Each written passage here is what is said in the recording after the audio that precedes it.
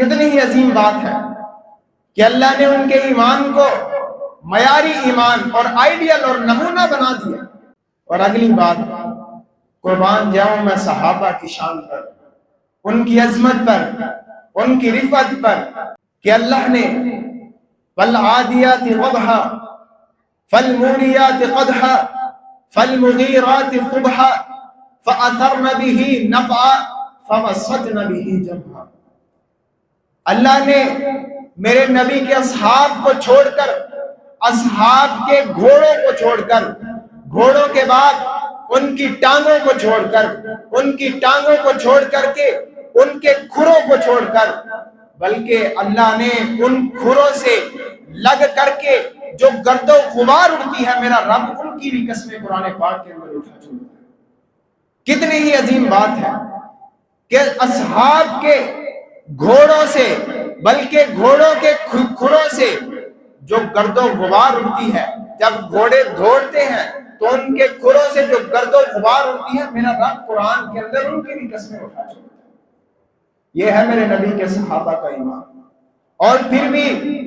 ایک غلط عقائد والا، غلط نظریات والا شخص اٹھ کے میرے نبی کے صحابہ کے بارے میں بات کرے تو پھر اسے اپنی اصلاح کی ضرورت ہے، کیونکہ ہمارے استاد محترم فرمایا کرتے ہیں کہ اگر کسی بندے کے بارے میں بات کرنی ہو تو انسان کو اس کا ہم پلہ ہونا چاہیے،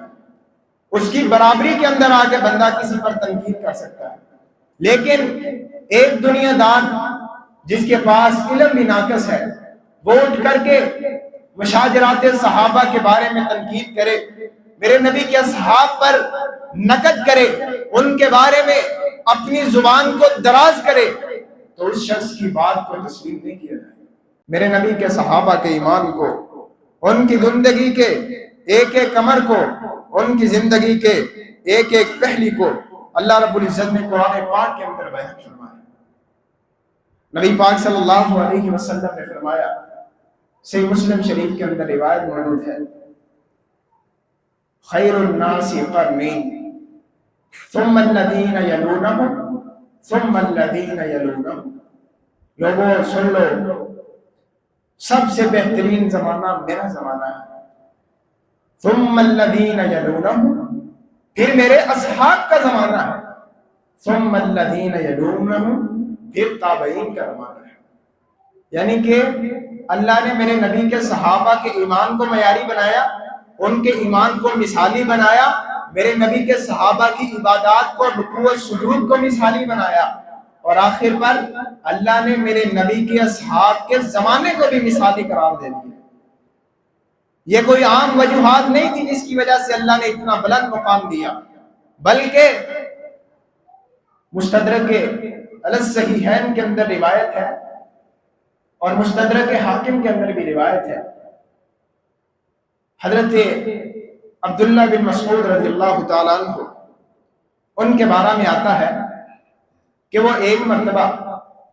مسجد نبوی کے اندر داخل ہوئے،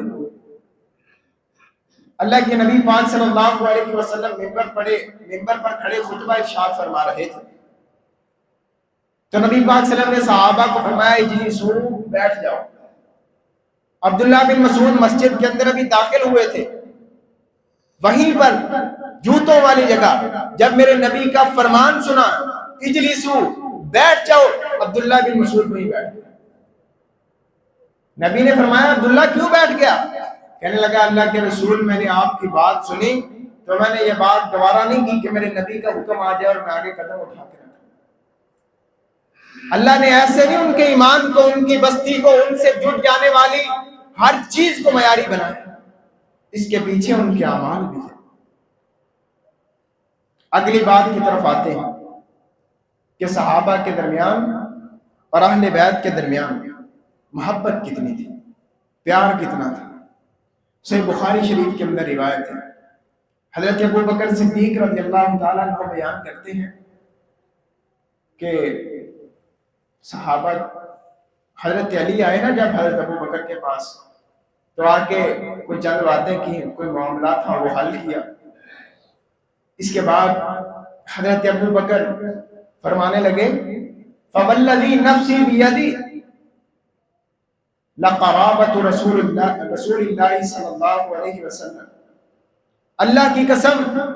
اس ذات کی قسم جس کے ہاتھ میں ابو بکر کی جان ہے، اللہ کے نبی کی رشتہ داری، اللہ کے نبی کی قرابت داری، احب الی ان اصل من قرابتی، میرے نزدیک زیادہ محبوب ہے کہ میں اپنی رشتہ داری کو جوڑوں، یعنی کہ اللہ کے رسول کی برادری، اللہ کے رسول کا خاندان مجھے اپنی ذات سے، اپنے خاندان سے زیادہ محبوب ہے۔ یہ تھا ابو بکر کا پیار صحابہ کے ساتھ، اہل بیت کے ساتھ۔